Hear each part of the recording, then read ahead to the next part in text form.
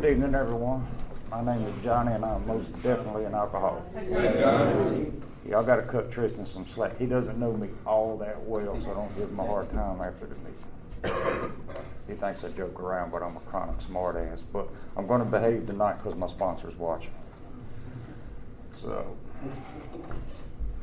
now that really don't mean shit, man. So, I am 48 years old. I was born in Sanford in 1973. Sanford actually used to be a good town.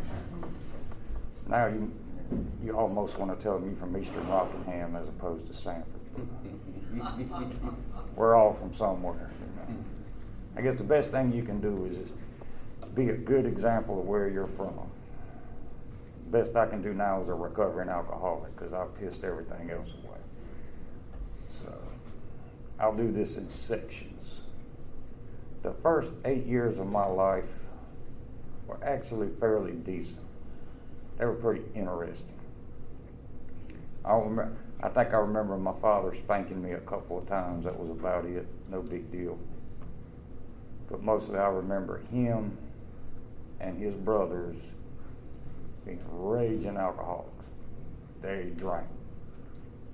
During the day, you know, their shirt tails were tucked in, clean shaven, all that. One drop of alcohol, shoes and the shirts come off, the arms got longer, the knuckles started dragging the ground. Somebody was getting an ass whooping. If I'm serious, I remember the police being in our yard constantly. And they would beat the hell out of my dad and his brothers. They'd beat the hell out of them. Dad and his brothers and cousins would fight. They would shoot at each other. They would find somebody in town they were mad at. They would always, constantly. Mom drank, but she didn't drink like Dad. She wasn't like me or us. She didn't have to drink every can of beer in the box when she opened it for her. And she never drank liquor. She would drink and sit in the kitchen with her sister-in-laws. And both of my parents were the oldest, so I was the first kid. First grandson, first nephew, first anything. So that made me the beer fetcher. Dad and all them boys would be out in the yard and I would fetch the beer. And of course they would leave some in there for you. I guess that was a tip. But I figured out if you opened them right out of the refrigerator, it tasted much better. And I don't remember getting drunk doing that, but I do remember that I loved beer. I don't know if it's because my dad was my hero. I don't know why. He could whoop anybody. You know, cops might get him in the car, but it'd take 10 of them, damn it. And that, to me, that was normal, and it was cool. Everybody done that, I thought. Because in my neighborhood, if the cops weren't at our house, they were at their house. They was at some damn body's house. That was their job. And I don't remember him being. I know him and Mom fought a lot. I never seen him slap my mother around, but I know he did. I remember riding in the floorboard a lot. Dad would not stop for blue lights. Stay in the floorboard, boy, yeah. But it was cool, you know, you sliding around, you see all the damn lights and the sirens and shit. And back then, he would outrun them most of the time. Especially when we were coming from, I called him Uncle Ricky. It was actually my dad's first cousin. He was disabled, so we would haul off his trash. They'd come in big trash bags. Sometimes it'd come in boxes. He couldn't afford trash bags. Basically, he grew pot and made moonshine or what it was. So that was about the first 7 years. And my grandmother's first husband, my dad's father, was originally from Yazoo County, Mississippi. And that's an interesting place. So we decided to move down there. Basically, it was so Dad could get away from all, straighten up and quit drinking and, you know, going to jail every weekend and all that good crap. 2 of his brother-in-laws came along. So we all moved to Yazoo County, Mississippi. Dad didn't do any good. Dad had cousins down there, and they grew big vegetable gardens and made moonshine. So it was the same stuff all over again. But I was a little older this time. So I was about 7. It was the year my brother was born, so it'd be about 1980. And Dad started making a lot of wine and stuff like that. And I had this long-ass crazy straw. So I would go out in the barn and pull the damn airlocks off the jugs and sample this stuff. 7 years old, I can tell you how many days that stuff had left before it was right. Because you drank it too soon, boy, it'd tear your stomach up. And I would do this when Mom was at work. Mom would have a cab. Dad'd be lit up. He didn't know what the hell was going on. And I still drank beer when I could. I figured out that everybody had a cooler of beer. They weren't going to miss a cup. They'd be out of beer and passing out. I'd have 7 or 8 stashed in my room in the toy box. I just like beer. Still don't remember getting drunk off of it. And somebody left a jar of moonshine on the table one night. And I drank some of that stuff. And at first I thought I was going to die. It blew my freaking head off. But then about 15 seconds later, it was all over but the crying. I was totally in love. And I was a liquor drinker after that for the rest of my life. I drank a lot of beer just so I could have something in my hand, but I always had a pint of liquor. That was the whole reason I wore boots. You put pints of liquor in your boot. Always had liquor. And I don't remember exactly what happened, but I remember it was really bad. We were sitting outside. Dad had a cousin named Tony, and I was playing with his son. He wasn't an alcoholic, but he suffered from serious depression. And he just pulled out his gun, and we were going to go over there and check out his gun, me and his son. And so we were walking over there. He just blew his brains out right there in front of everybody. And then Mom and Dad got in a fight. So anyway, we decided we were going to move again. So Dad and his 2 brother-in-laws, his 2 sisters, we moved all the way to the western side of Louisiana. Nobody knew anybody there. No cousins. And Dad quit drinking. Oh my God. That's when, in my experience, that's when life really went to hell in a freaking handbasket.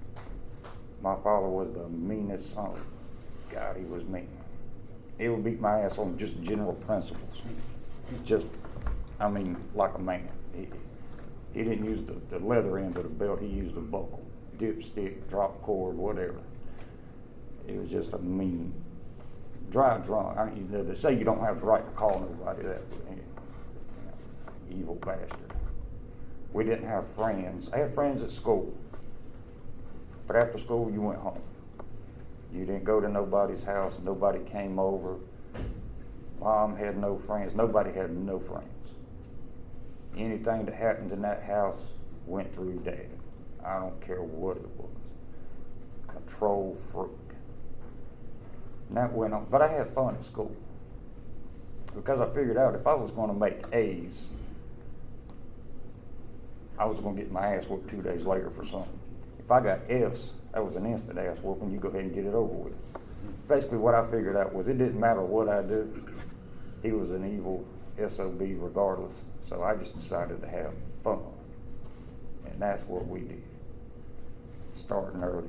We would steal beer, cooking sherry, moonshine, whatever and there was plenty of everything around. No drugs. Where I was growing up, you might hear a story about a high school kid that seen some weed at a party in Lake Charles, but that was about it. Other than that, it was alcohol. And we stole all we could get.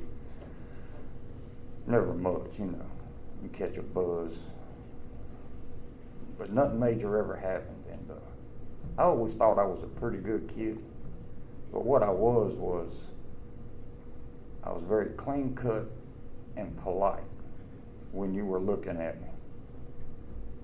Let me get it in my head that you done something wrong to me. Don't turn around. I never put no sugar in nobody's gas tank, but I topped a few of them off with a 5-gallon can of water. Mm-hmm.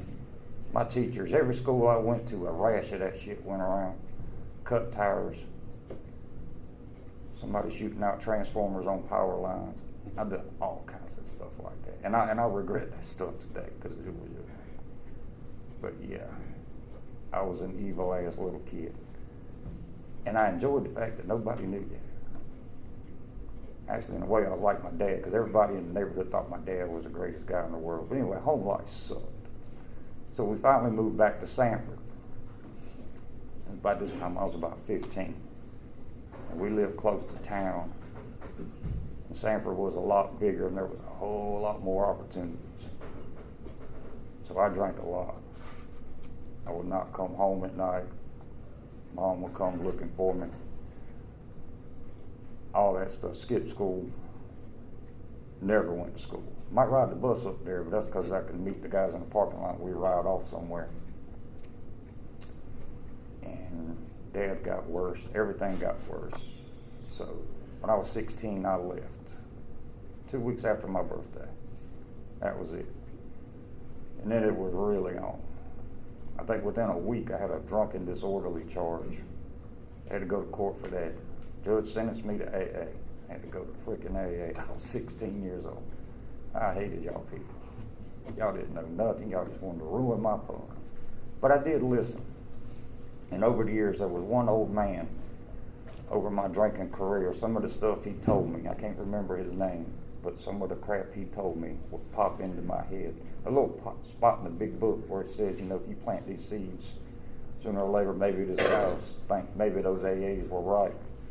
And that's exactly what happened to me. But I still denied it for 30 years. No. Maybe this much, but not that part. No. I'm not that kind of alcoholic. So between 16 and 18, in 2 years, I think I went to jail like 7 or 8 times. I got a DWI. I've only had a driver's license for maybe 3.5 years my entire life. Could not keep a driver's license. I went to 2 treatment centers.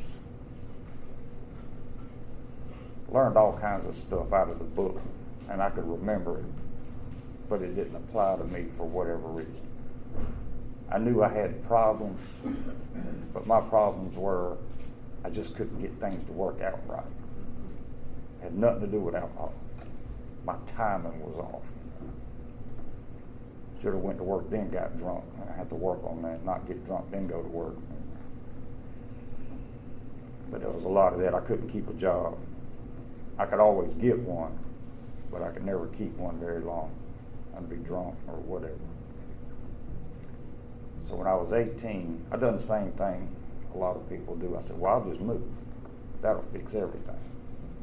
So I moved down to Louisiana back and went to work offshore. You had to stay out there 14 days. And it was like 1990, whatever it was. I was 18. Out there for 14 days. You can't get nothing to drink. No problem. They feed you good. You work like hell. You come in. I'd have about $2 grand in paychecks. And about 6 days before I had to be back out there. I didn't even rent a house. I just stayed at the motel with buddies, and we rode cabs, and sometimes we rent a limo. What the hell? All over New Orleans, wherever we happened to, wherever they put us off at the dock, there was going to be a party. All up and down the Gulf Coast. A lot of crazy things happened. Before that, I was 17. I had a cousin. He was 12. That was my mom's youngest sister's son. It was hit by a car. Several years later, about 4 years later, her next oldest sister, her son was killed in a hunting accident. And about 4 years after that, my brother was killed by a drunk driver. Being around Mom and her 2 sisters was really tough, especially during the holidays. Like the family was cursed or something. I remember a lot of people dying when I was young. Some of them were young, some of them were old. Whatever, people die. It sucks. So I didn't get in too much trouble for 2 years. Then I got fired working out there. They let us off We went to dry dock. I went to the bar, got drunk, come back on the bar, drunk, holding a bottle of liquor. The captain sitting there. Well, boy, what the hell are you doing? I said, I'm fixing to go to bed. He called the law. They just escorted me off the property. So I come back to North Carolina. Got two more DWIs in one night. That was interesting. Only time I ever blew an 8 on a breathalyzer, and they were really packed. So they said, if you can get somebody to come get you, you can go home. Okay, so I called a friend of mine that didn't drink. He'd come up there, sign me out, drop me back off at the bar. Truck's just right around the corner. So I got smashed. The old boy was going to give me a ride home. Man, something's going to happen to my truck. Drop me off at my truck. They dropped me off at the truck. And this is, about 11 o'clock. I get in the truck. And I'm going to drive home. Made it 2 blocks. Same freaking cop. They didn't let me out that night. So I wound up on probation for that. And I never made it off probation. I would violate every time. I think I figured it up one time. I'd done about 2 years in jail, just on 30, 60, and 90-day sentences for being drunk in public and disorderly conduct, crap like that, constantly. But I went to prison that time, and that wasn't that bad. It wasn't because of drinking. I should have got somebody that drove the truck. Had nothing to do with drinking. Never had anything to do with drinking, just bad timing. And other people. It's always somebody else's fault. So, but I went to a couple of more treatment centers because of that. And I was to the point I really didn't like the way my life was because I couldn't have anything. I couldn't keep a driver's license. Could not keep a girlfriend, a house, anything. Old Chuck over there shares every now and then when he was young. He was living in a tent, drinking beer, dreaming about the house he was going to build and all this good shit. I used to do a lot of that. Never happened as long as I had that beer in my hand now. And I just wanted to have all these things like everybody else. But I wasn't about to give up alcohol by a long shot.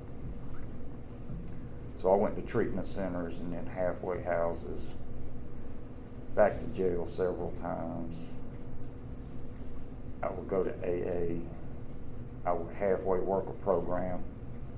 Sometimes my biggest problem was I could stop drinking for 6, 7, 8 months.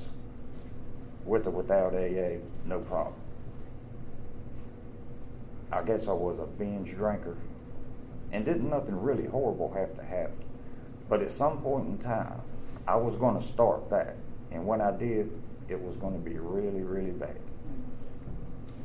And I always thought that meant I had some control over my drinking. It took me a lot of years to figure out that I didn't have any control over it. That's just the way my disease works. It'll go dormant for a little while, and then it'll kick back in. But I have no say-so whatsoever on when it cuts off and when it cuts on. None. And I use that as, I guess, an excuse to say I wouldn't like other people. You know, I can control this on my own. Just a little willpower, a little better time, and I'll be all right. But it never worked out. So I had just got out of prison. I was 24. And my brother was on his way home from work, and he was killed by a drunk driver. And I really wanted to kill this girl. I really, really, really wanted to kill this girl. Because she was not very nice about it afterwards. And at some point, I realized the only difference between me and her, I got lucky. I didn't kill nobody's brother.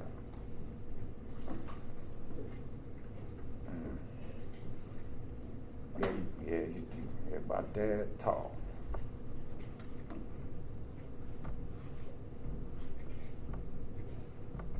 So I kept drinking, of course, and driving.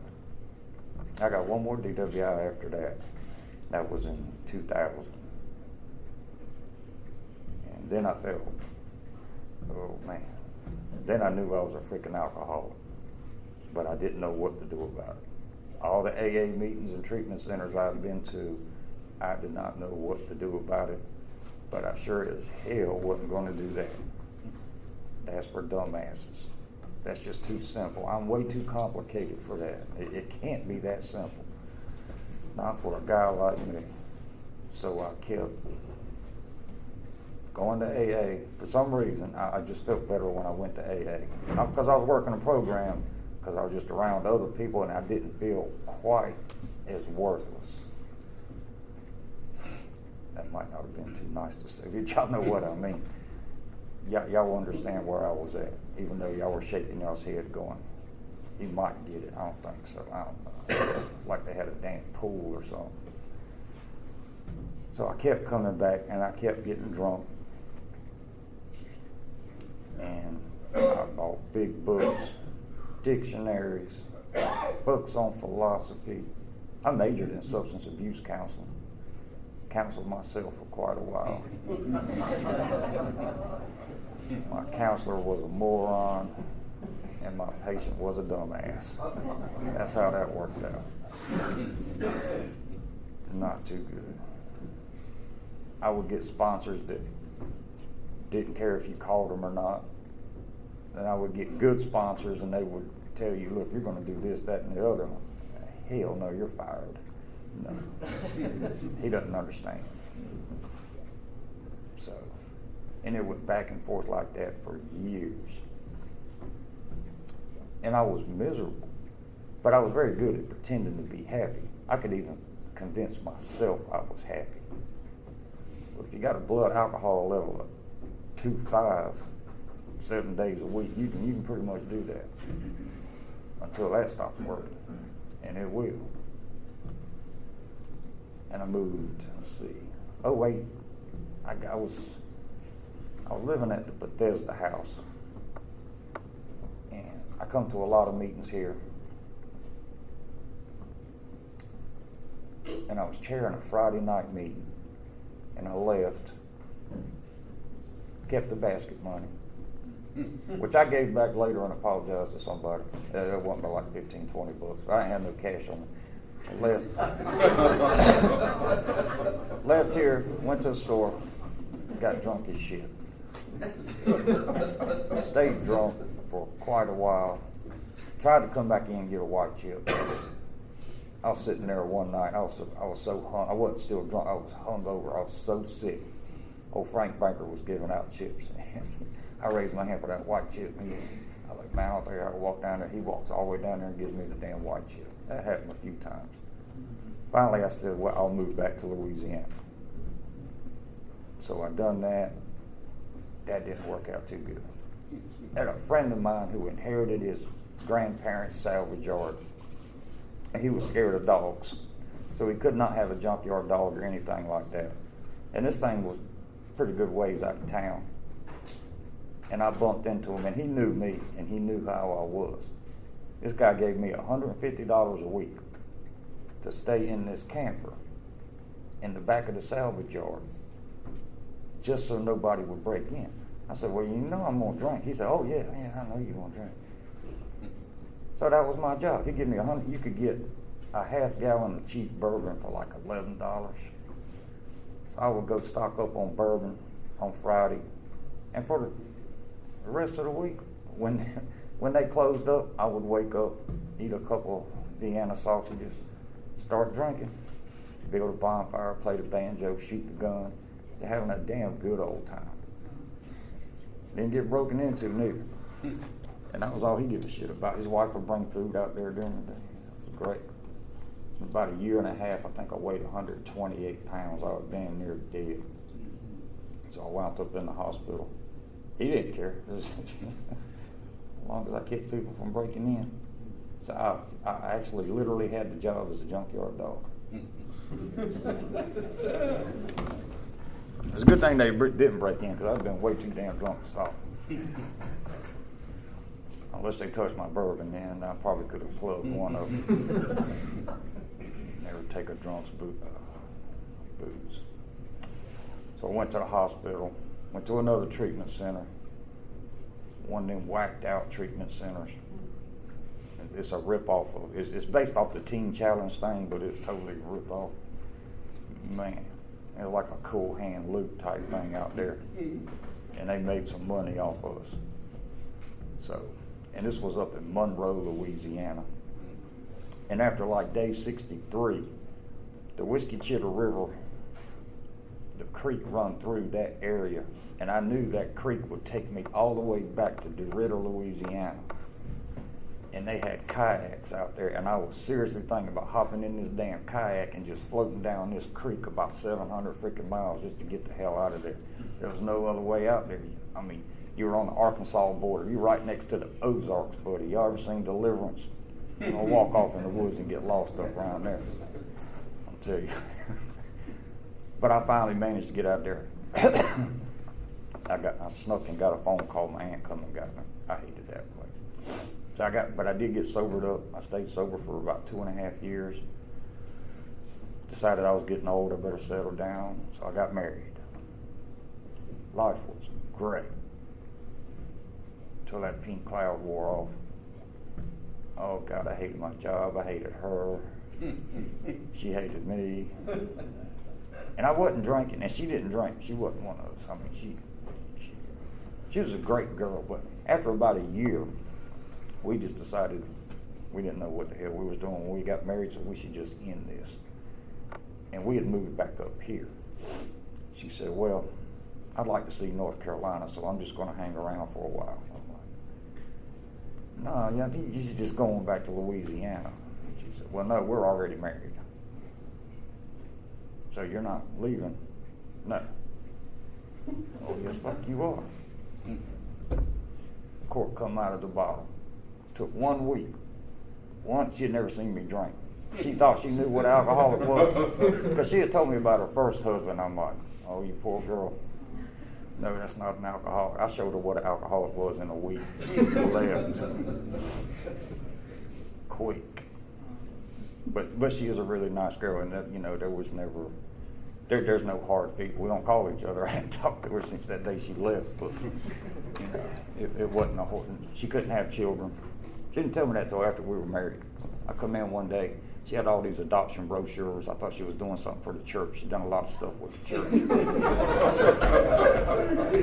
I said, what are y'all doing? She's like, well, I thought we should go ahead and start a family. I said, I thought we'd do that the old-fashioned way. To start with, you know. I wouldn't be above adopting a kid later on. She said, oh, I can't have children. I said, really? When did you find that out? She said, oh, I've known that since I was a teenager. You didn't think, you know, to tell me that before we got married? She said, well, that's a personal matter. It's none of your business. This was at about 6 months of marriage. That's when I knew I was in trouble right there. Not that I was a damn saint, but still. Anyway, so the marriage thing didn't work out. And that was about 2015. So I moved into this little house right beside where my mother lives out in Derby, where she lived. And I've done pretty good. For 5 years, I lived out there. I drove the four-wheeler to work on the chicken farm. It was about a little over a mile through the woods. I seen Uncle Terry 5 minutes a day at the chicken farm. I might go over to Mom's house, see her 5 minutes a day. That's pretty much the only human contact I had. And I just lived out there in the woods. And when I wasn't at the chicken farm, which was only 3, 4, maybe 5 hours a day, 7 days a week, I'd be hunting or trapping something. And I didn't realize, but yeah, my mind was getting really crazy with all that damn isolation. But I wasn't drinking that much. A little weekend drunk here and there, you know, a lot of white knuckling it. But I done pretty good, and I didn't get in any trouble. Blah, blah, blah. None of that stuff. And then 2 years ago, my mother was only 60. Brain cancer run in her family, so she would get these MRIs and stuff every 6 months. And she had just had one like 3 months before, but she wasn't feeling good, and she got real, She looked all dazed and confused one day, so we took her to the hospital. And she had a brain tumor. And you think those brain tumors, people talk about them being the size of oranges and things like that. They don't all grow like that. These grow like an octopus. And it was in the middle of her brain. And she knew what that meant. And it took her 7 months. And my mother was like the last person on the planet I trusted. I had some serious trust issues. Strange for an alcoholic, right? But yeah, and that hurt me really, really, really, really bad. So I've done what I knew to do. After her funeral, I didn't drink anything while she was sick. And I was there every day. I live right next door. And I didn't drink nothing the day of the funeral. The next day, I started drinking. I bought a camper and moved to Tramway and was living on the property of this produce stand. And I would get up, plant the strawberries, bale the hay, blah, blah, blah. Drank all day. Couldn't get drunk, but I could drink all day, and then at night I would get dead drunk. And that lasted for about 4 or 5 months. And finally I couldn't take it no more. I didn't come out of that camper. I come out of that camper about every 2-3 days and managed to make it to the liquor store, which was a mile up the road, buy as much liquor as I could, put it in this backpack. Had a bicycle, but I wasn't getting no DWI on no bicycle. I done been there and done that. So I would walk. I could deal with a public intoxication charge, but not that damn DWI. And I didn't eat anything. I don't eat when I'm drinking. And for almost 7 months, I weighed 195 pounds when I started doing that. I think I was down to 138 when I finally went to detox. I didn't eat anything, nothing. And I drank day and night. And that's the way I always drank when I was on a bender. I would drink until I passed out. I would wake up and I would drink again. And as long as I woke up and there was booze in there, I didn't care about nothing. Nothing. I was perfectly happy. But that, for some reason, for the last 3 months, the alcohol, it wasn't that I couldn't physically get drunk, because I had to crawl to the bathroom. I couldn't stand up. I'd fall slap over. I was a toilet. But it wouldn't put me in that happy place. And it hadn't done that for a long time. It just wouldn't shut the voices up. It wouldn't. There was no delusion whatsoever that, well, if I can just make it through the day, I can get drunk and be happy tonight. Because it was always a job. You wake up, sick, you got to figure out how to get something to drink. Oh my God. And that's the worst part. I wound up homeless quite a few times. I remember waking up, I was camping out under this bridge down right outside of Lake Charles, Louisiana. And it's on the English Bayou. So they've got alligators, right? So I wake up, I don't know what time it was, probably 2-3 o'clock in the morning. I got nothing to drink. I'm shaking, I'm sweating. It's cold as hell out there, but I'm sweating. And things just start looking funny. And I see these really big ass alligators. And I'm like, no man, that's the DTs, they're not really alligators. And then I'm thinking, but there's alligators in there. No, that can't be a real alligator, it's way too big. If you want to have some, if you want to have some real fun, go through DTs under a damn bridge on a freaking swamp, man. God almighty. That kept me sober when I finally got over that for about 6 hours. So I got some more booze. But yeah, I've done all kinds of crap like that. So I decided to come back. I went to detox up at Moore County. And I knew I was going to have to go somewhere for 30 days or so, because I knew if I went anywhere else, I would be drunk within a day. I needed at least 30 days somewhere where I couldn't get my hands on any alcohol. And I did not want to swallow my pride and go back to the colony. So I could have went a lot of other places, but something told me that would be the place to go. Because I also knew I'd be coming back to Aberdeen. And there'd be a lot of people here that were here the last time I was here that told me, "You're screwing up, John. Don't do this, don't do that." Don't worry about it. I've done it. It didn't work out. What the hell? And I got me a sponsor. And I actually, what I never really understood, in all my genius, what I never understood about the program was the complete psychic change. You got to change everything. The disease center's right here. I never put a lot of thought into that, because all my thinking is alcoholic thinking, and that's all I know. That's all I've ever known was alcoholic thinking. The crazy thought is not, well, I can have just one beer. That's a stupid thought. I know I can't have one beer. The crazy thoughts are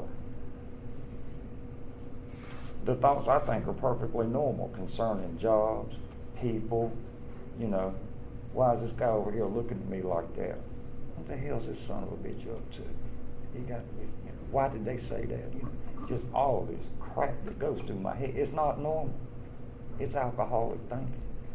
Because I got a whole room full of people in it at work. They're not thinking about me. I'm thinking about them, though. I'm thinking about what they're thinking, why they're thinking it. And that shit's just not normal. And that type of thinking fuels my decision-making process. I was going to quit a job a while back. Excellent job. Because they don't realize my genius. I don't care if they've been running that place for 7 years. I've been here for 6 months. I can tell you how to fix your problems. Luckily, I was smart enough this time not to say that in so many words. But I'm working on this stuff, and it is not easy. All of my thinking is really screwed up. And that's my prayer in the morning. You're freaking crazy, John. Remember that. If I can remember I'm crazy, then I'm going to be all right. And I've only been sober about 15, 16 months. And I start to recognize a lot of it. I recognized a lot of the really bad thinking right off the bat, because I've been around this program long enough to know what some of that is. But I'm starting to realize or be aware of some of my other thinking and other behaviors that's not normal. It's alcoholic thinking and behaviors. And the more I pay attention to it and become aware of it, I can do something about it. And it's not easy. It is not easy. I've been like that for 48 freaking years. I had to live to be 116 to be normal. And I ain't gonna make it to 116, I promise you. Way too much stuff I put in my body over the years. No, that ain't gonna happen. But it's an interesting life. Just, I call it being born again. Not the Christian whole thing, just becoming a brand new person, basically. Because I pretty much had to get rid of pretty much everything I was. You can't go around getting in fights with them just because you don't like the way that guy looks or what he said. It's not normal to hit people in the back of heads with beer bottles.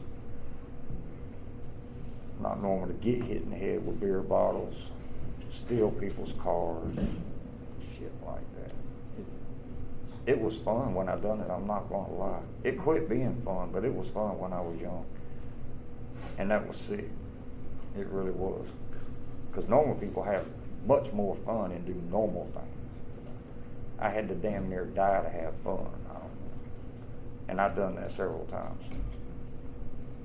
I own 10 vehicles in my life. 2 of them I didn't total. I wrecked every damn one of them, but 2 of them were repairable. Yeah, that was really bad. So But I'm very grateful to be sober today. And I'm very, very grateful to be able to actually be sober long enough and actually work. When I picked up this year chip, this was my fourth one. But this time, like last Monday, I went to the detox with Kirk. And I really enjoyed that. And I really didn't feel I had much to offer any of these guys. But I do remember sitting in that detox. And I remember the guy that came one time. He was a young guy. He had only been sober about 7 months. But I remembered him from the streets. And I remember thinking, damn, that dude stayed sober for 7 months. I can stay sober for 7 months. So you don't never know what you may do to help somebody in this program. Just showing up to a meeting, anything.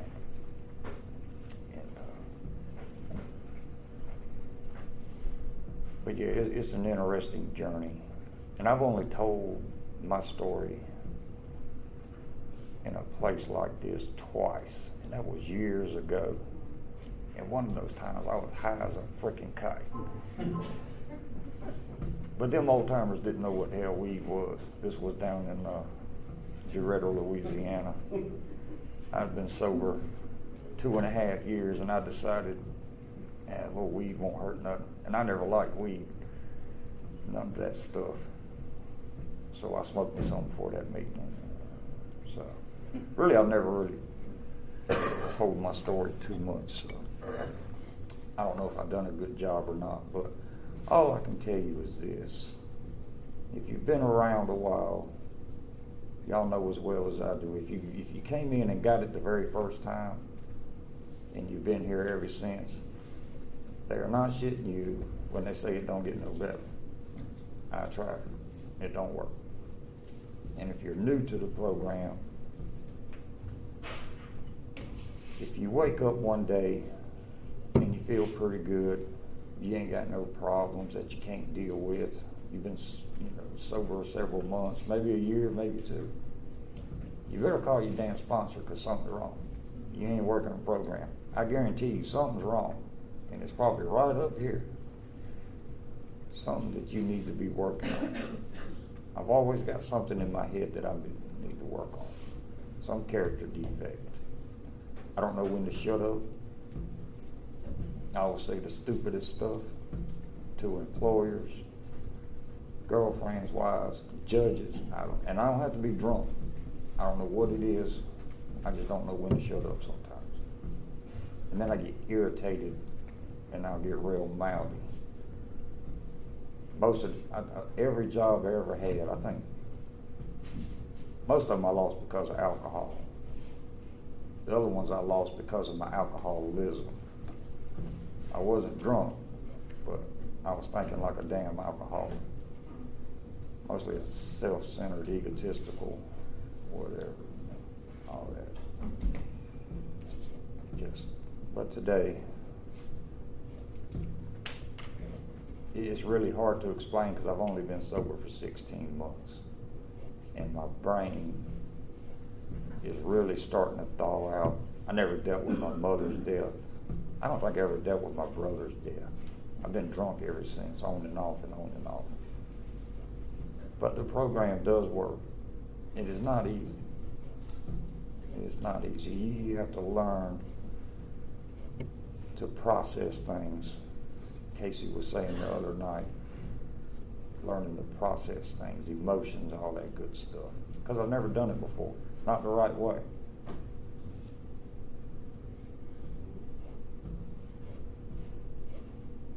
I don't know if I'll ever get it right. If I can get it right enough, where I don't have to drink today, I'll be all right.